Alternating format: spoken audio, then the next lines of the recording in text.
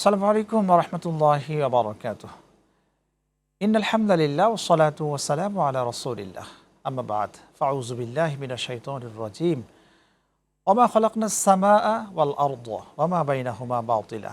যালিকা যান্নুল লাযীনা কাফারু ফাওয়াইলুল লিল্লাযীনা কাফারু মিনান নার। সাদাকাল্লাহুল আযীম। দর্শক, আল্লাহ রাব্বুল আলামিন পবিত্র গ্রন্থ আল কোরআনের এই আয়াতের বক্তব্যের মাধ্যমে আমাদেরকে জানিয়েছেন, আমি আকাশ এবং জমিনের মধ্যে কোনো কিছুই বিনা উদ্দেশ্যে সৃষ্টি করিনি। দুনিয়ার কোনো মানুষ যদি মনে করে রব্বে কারিম বালুকণাটাও বিনা উদ্দেশ্যে সৃষ্টি করেছেন, তাহলে সে কাফির হয়ে যাবেন এবং একই সাথে কাল কিয়ামতে কঠিন মুসিবতে রব্বে কারিম তাকে জাহান্নামে নিক্ষেপ করবেন। দুনিয়ার এই মানুষের জন্য রব্বে কারিম দিয়েছেন সিয়ামের মতো একটি গুরুত্বপূর্ণ ইবাদত। এই ইবাদতের একটি সুনির্দিষ্ট উদ্দেশ্য রয়েছে। সেই উদ্দেশ্যটি হলো পেটে ক্ষুধা এবং যত ধরনের জৈবিক চাহিদা রয়েছে, এই সমস্ত চাহিদাগুলো থেকে কোরআন যা আদেশ করেছেন এবং যা নিষেধ করেছেন তা মেনে চলবে।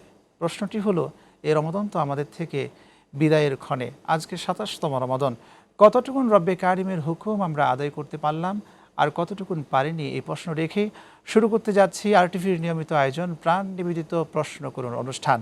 আজকের অনুষ্ঠানে আলোচক হিসাবে আমরা আমন্ত্রণ জানিয়েছি বিদগ্ধ আলেমে দ্বীন, বিশিষ্ট ইসলামিক চিন্তাবিদ, গবেষক, মিডিয়া ব্যক্তিত্ব, জাহাঙ্গীরনগর বিশ্ববিদ্যালয়ের সহযোগী অধ্যাপক ডক্টর মোহাম্মদ রেজাউল হোসেন হাফিজাহুল্লাহ।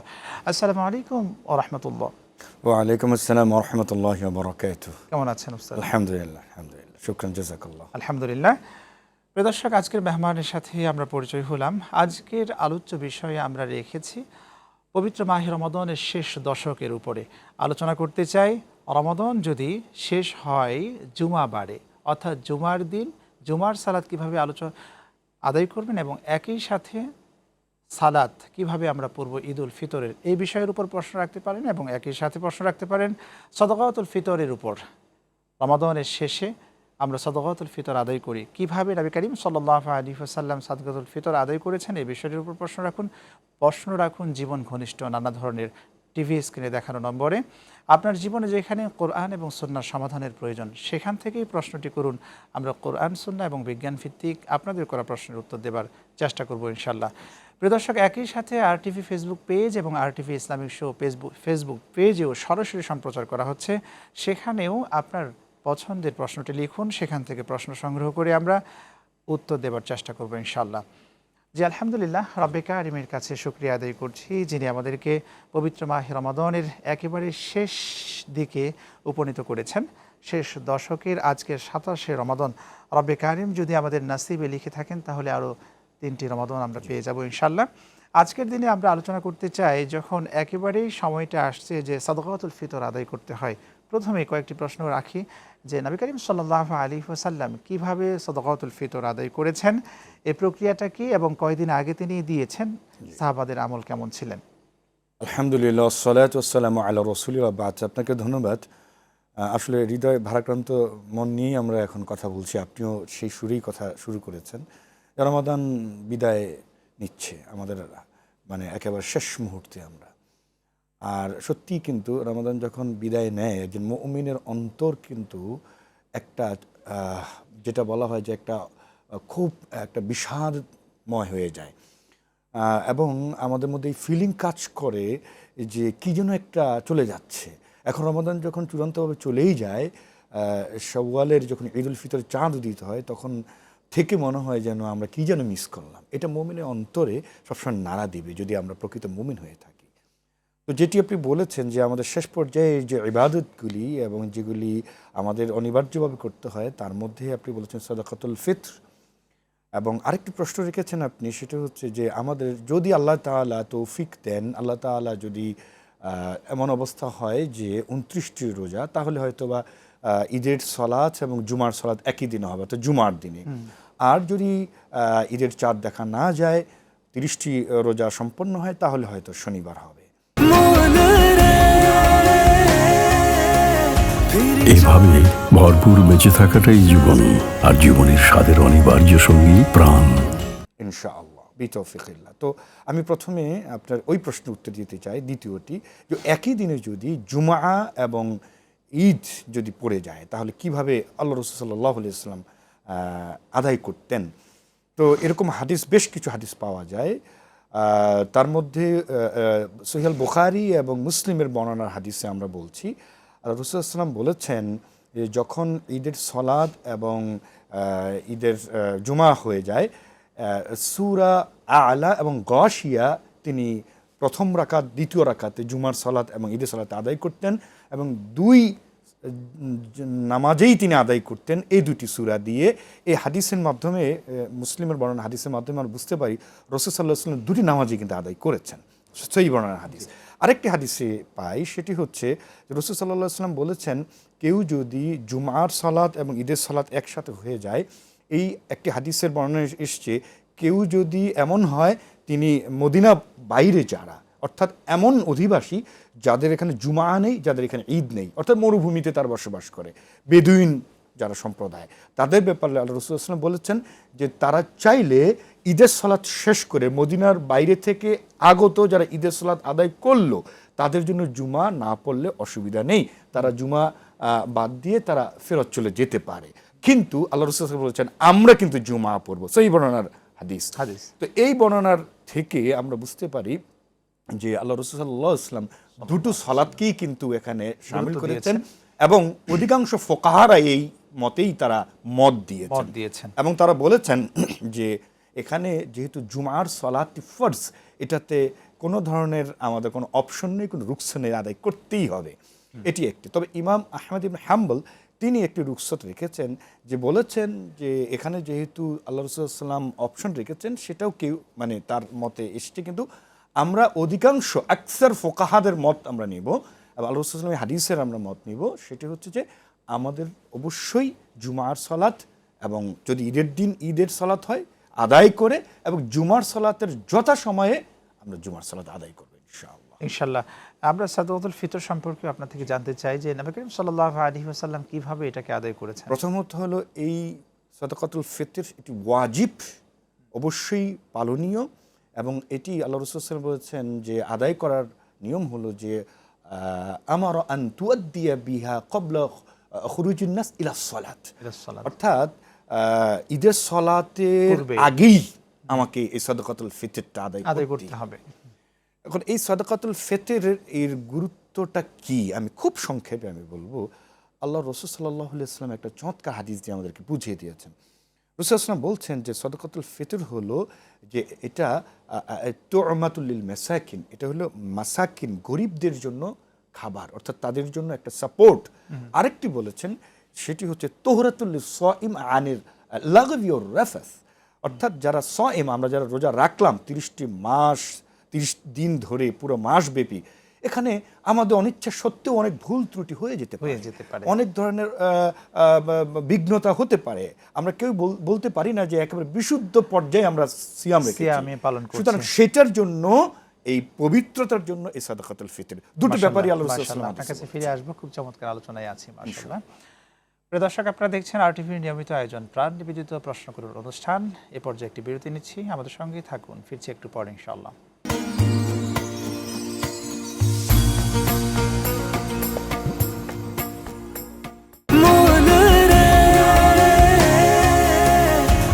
এভাবে ভরপুর বেঁচে থাকাটাই জীবন, আর জীবনের স্বাদের অনিবার্য সঙ্গী প্রাণ।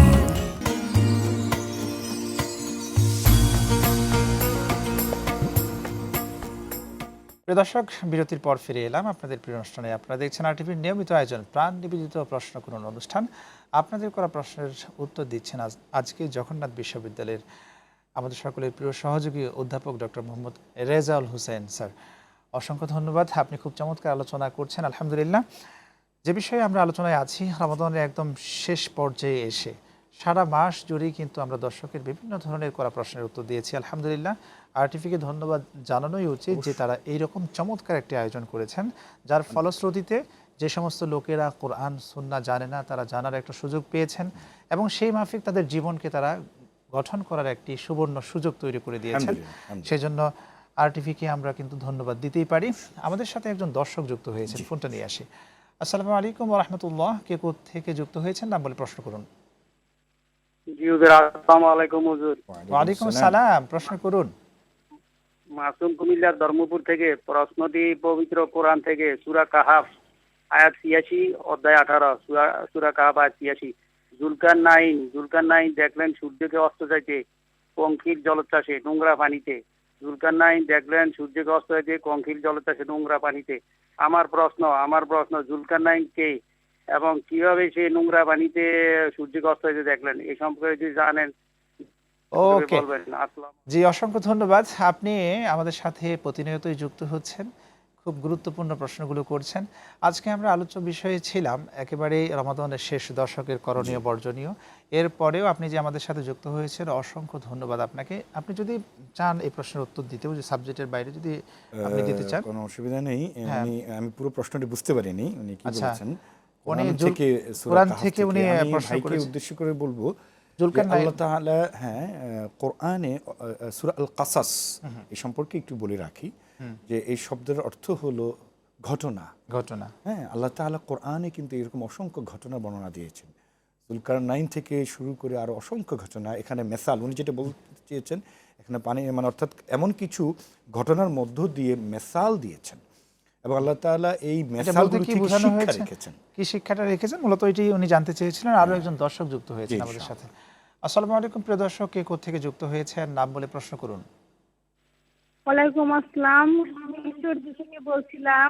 জি প্রিয় বোন, প্রশ্ন করুন। আমার প্রশ্নটা হচ্ছে, হুজুর, আমার ছেলে পেলে দুইটা ছেলে আমার এত পরিমাণে দুষ্ট যে আমি যে নামাজ পড়বো আমার ওই নামাজ পড়ার সময়টা আমি পাই না। এটা ওদের কি বয়স কোনো আমল কতটুকু? আছে? ওদের মানে বয়স অনেক কতটুকু? অশান্ত আমার ছেলে পেলে। বয়স কতটুকু ওদের? আমার ছোট ছেলেটার হচ্ছে 2.5 বছর আর বড়টা হচ্ছে 10 বছর। জি। বড়টাও দুষ্টুমি করে সালাতের বড়টা সময়? খুবই, বড়টাই বেশি, আমার ছোটটার থেকে ওকে, বড়টা বেশি। আপনি থাকুন আমাদের সাথে, আপনার করা প্রশ্নের উত্তরেই যাচ্ছি। প্রিয় বোন, আসলে জি আপনি কি প্রিয় বোন, পরামর্শ দিবেন? এটা স্বাভাবিক। বাচ্চারা দুষ্টুমি করবে, দৌড়ঝাঁপ করবে, এটাই বাচ্চাদের সহজাত সৌন্দর্য একটা। সৌন্দর্য।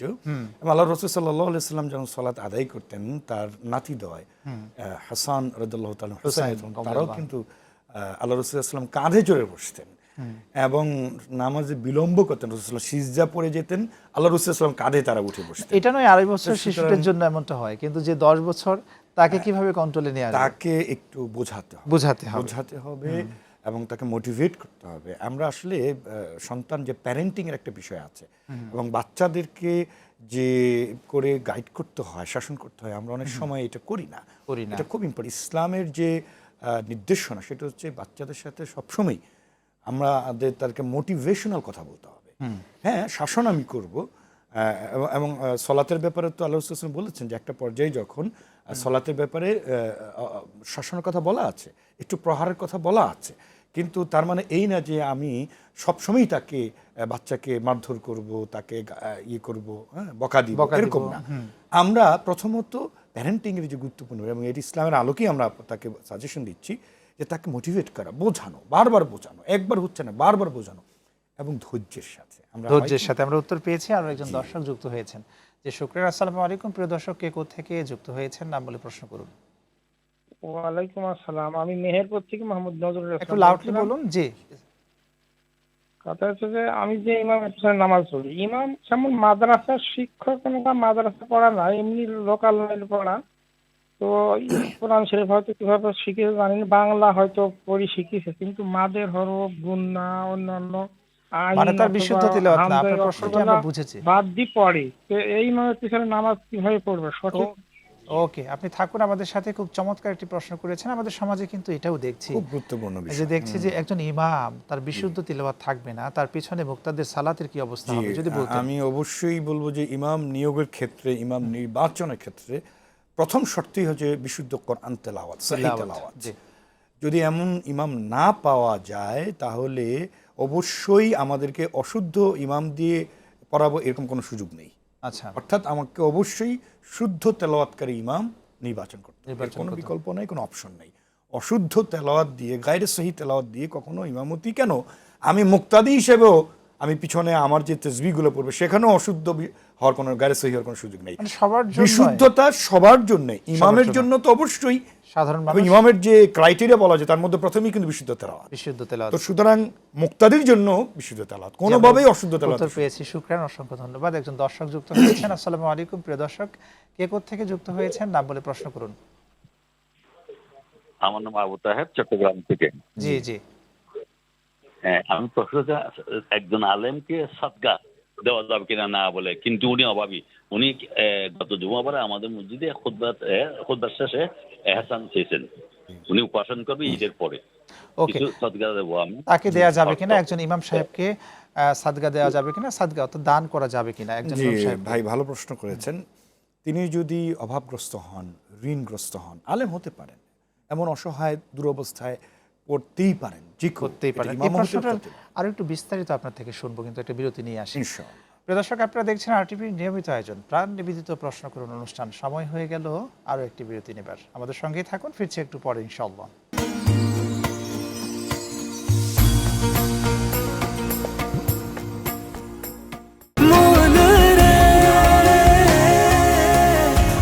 এভাবে ভরপুর বেঁচে থাকাটাই জীবন, আর জীবনের স্বাদের অনিবার্য সঙ্গী প্রাণ।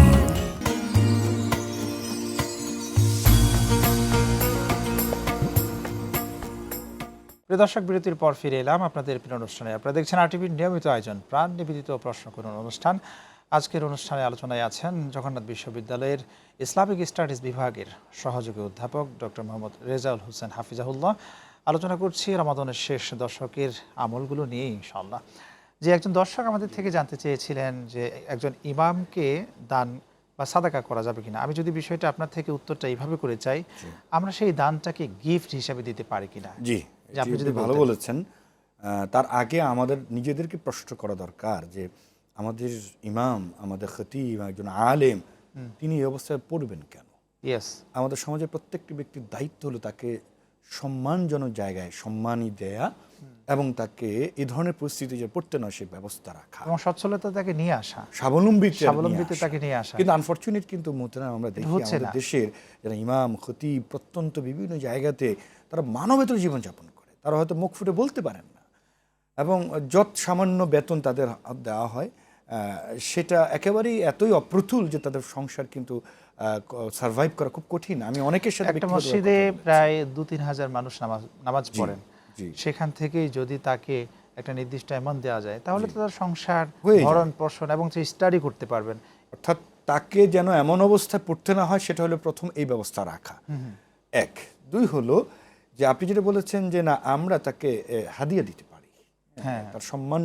আল্লাহ রাসূল সাল্লাল্লাহু আলাইহি ওয়াসাল্লাম বলেছেন আনজিলুন নাস মানাজিলাহুম, ওই যাকাত ফিতরা ওই সমস্ত না ধরে প্রত্যেকটা মানুষকে তার সম্মানজনক জায়গাতে তাকে সম্মান দেয়া, তাকে হাদিয়া দেয়া, তাকে গিফট দেয়া বিভিন্নভাবে, এটা হয়ে থাকে অবশ্য হয়ে থাকে। আমাদের আলেম এবং খতিব ইমামরা মাশাআল্লাহ, আমরা যারা মুসল্লিয়ানে کرام আছি আমরা তাদেরকে হাদিয়া দেওয়ার চেষ্টা করি। এবং এটা এখানে একটা প্রশ্ন করে রাখি আপনাকে, আমাদের সমাজে কিন্তু আমরা দেখছি যখন যাকাত দিই, যখন ফিতরা দেই, আমি ফোন দিয়ে আমার কাছে যাকাত নিতে এসো, অমুক দিন এসো, আর ফিতরার টাকা তোর জন্য কিছু রেখেছি এসো। গ্রামে কিন্তু এইভাবে একজন আরেকজনকে বলে, ফোন দিয়েও বলে। এখন অনেক সময় দাদিদেরকে বলে, খালাদেরকে বলে, আপনি সেদিন আসেন তো আপনাকে ফিতরার টাকা কিছু দেব।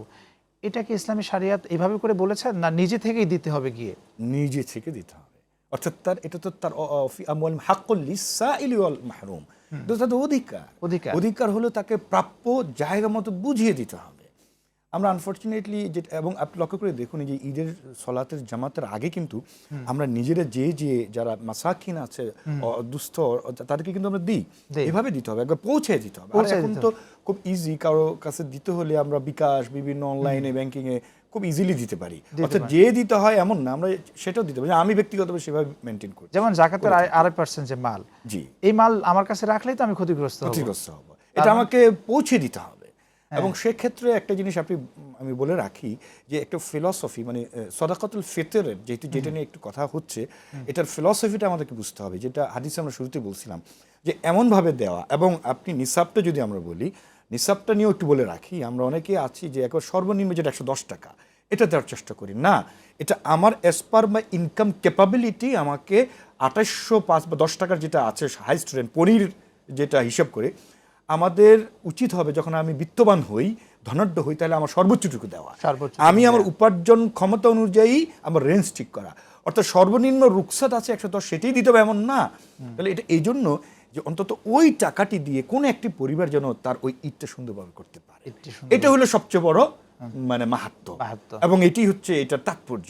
অর্থাৎ আমি সাদাকাতুল ফিতর মাধ্যমে যেন আমাদের ঈদের আনন্দটা, আমাদের এই অসহায় যারা ঈদের আনন্দ করতে পারছে না, একটুখানি খাবারের জন্য, একটু নতুন পোশাকের জন্য, একটুখানি মিষ্টান্ন খাবে, সেটার ব্যবস্থা তাদের নেই। সমাজে এরকম অসংখ্য আছে। আমাদের তো দারিদ্র্যপীড়িত এবং লিস্ট ডেভেলপিং কান্ট্রি তো একেবারে চারিদিকে, আমাদের ঢাকাতেই বলা যায় 10 লক্ষ লোক বস্তিবাসী আছে, যাদের হয়তো ওই ঈদের দিনে একটুখানি সেমাই কেনার টাকা নেই। তাহলে তাদের সাথে শেয়ার করা, এটাই হলো ইসলাম। ইসলামের প্রকৃত যে ঈদের আনন্দ, এই যে সোশ্যালাইজেশন, এই সাদাকাতুল ফিতরের একটা গুরুত্বপূর্ণ ফিলসফি হচ্ছে সামাজিকীকরণ। অর্থাৎ একা আমরা ঈদের আনন্দ মানে করব না, এটা আমরা যেন সবার সাথে ভাগাভাগি করতে পারি, এবং এই যে ঈদের শুভেচ্ছা আনন্দটা ভাগাভাগি করতে পারি। যেন দেখেন ঈদের সুন্নাও কিন্তু আল্লাহ রাসূলুল্লাহ সাল্লাল্লাহু আলাইহি ওয়াসাল্লাম যে পথে যেতেন ফিরতেন আবার আরেক পথ দিয়ে। এটা এই জন্য এটা সুন্নাহ যে সবার সাথে ঈদের যে শুভেচ্ছা বিনিময় যাতে করা যায়, অর্থাৎ এই আনন্দটা সবার সাথে যাতে আমরা বিনিময় করতে পারি, সেই জন্যেই এটাকে বলা হয়েছে তু'মাতুল লিল মাসাকিন। এটা মাসাকিনদের জন্য এটা একটা ব্যবস্থা, তারা এখান থেকে খাবার গ্রহণ করবে এবং তারা ঈদের আনন্দটা তাদের সাথে শেয়ার করা হবে। এটা হচ্ছে সাদাকাতুল ফিতর। এটা হচ্ছে সাদাকাতুল ফিতর।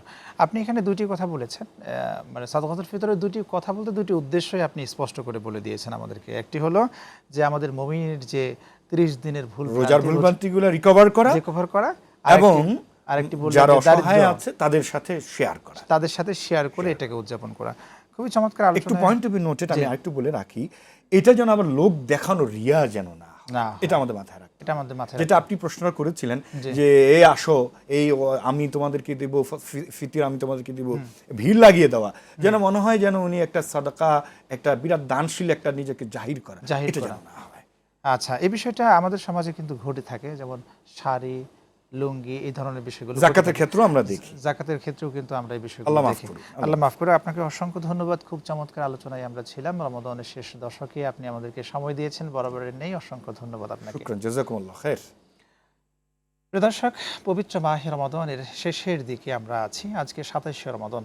প্রশ্ন আবারও আপনাদেরকে করতে চাই, রমাদান দেখতে দেখতে চলে গেল, কিন্তু রমাদানের যে হক সেটা আপনি যথার্থ আদায় করতে পারছেন কিনা? আপনার সেহরি, আপনার তারাবির সালাত, আপনার ইফতার, সবগুলোই কি রব্বে কারিমের সন্তুষ্টির জন্য ছিল কিনা? এই প্রশ্ন রেখে আজকে শেষ করতে চাই। রব্বে কারিম আগামী দিন একই সময়ে আপনাদের করা প্রশ্নের উত্তর দেওয়ার জন্য আবারও আমরা এই সেটে আমন্ত্রিত হয়ে আসবো ইনশাল্লাহ। সে প্রত্যাশায় আল্লাহ রাব্বুল আলামিন আমাদের ভালো রাখুন, সুস্থ রাখুন নিরাপদে। আল্লাহ হাফেজ। আসসালামু আলাইকুম ওয়া রাহমাতুল্লাহি ওয়া বারাকাতুহু।